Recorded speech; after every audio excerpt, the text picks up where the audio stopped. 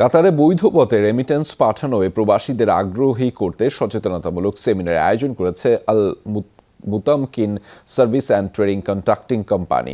দেশটির শিল্পনগরী সানাইয়াতে হয় এই আয়োজন। এতে সভাপতিত্ব করেন প্রতিষ্ঠানের চেয়ারম্যান শিবু দত্ত এবং পরিচালনা করেন বদরুল আলম। প্রধান অতিথি ছিলেন বাংলাদেশ দূতাবাসের labour minister doctor Mustafizur Rahman. বিশেষ অতিথি ছিলেন বাংলাদেশ বিমানের কান্ট্রি ম্যানেজার কামাল উদ্দিন, মোহাম্মদ কফিল উদ্দিন, তন্ময় ইসলাম, এনামুজ্জামান এনাম সহ অনেকেই। এ সময় বক্তারা কাতার প্রবাসী বাংলাদেশিদের বৈধ পথে রেমিটেন্স পাঠানোর পাশাপাশি দেশটির আইন মেনে চলার আহ্বান জানিয়েছেন। এখানে ব্যাংক আছে, বিভিন্ন আর্থিক প্রতিষ্ঠান আছে, এক্সচেঞ্জ হাউস আছে, আপনার অ্যাপস আছে বিভিন্ন। এসবের মাধ্যমে আপনারা টাকাটা পাঠাবেন। টাকাটা এসবের মাধ্যমে যদি না পাঠান, ভবিষ্যতে আপনি বেকায়দা করতে পারেন। সেই বেকায়দার কয়েকটি কারণ আছে। একটি হলো, আপনি দেখা যাচ্ছে যে একটা জমি কিনবেন, সেই জমি কেনার সময় আপনি বৈধ ডকুমেন্ট দেখাতে পারবেন। যদি সরকার বলে যে তোমার এই আয়ের উৎস কি, আপনি যদি দেখাতে না পারেন, কিন্তু আপনি বেকায়দা করবেন।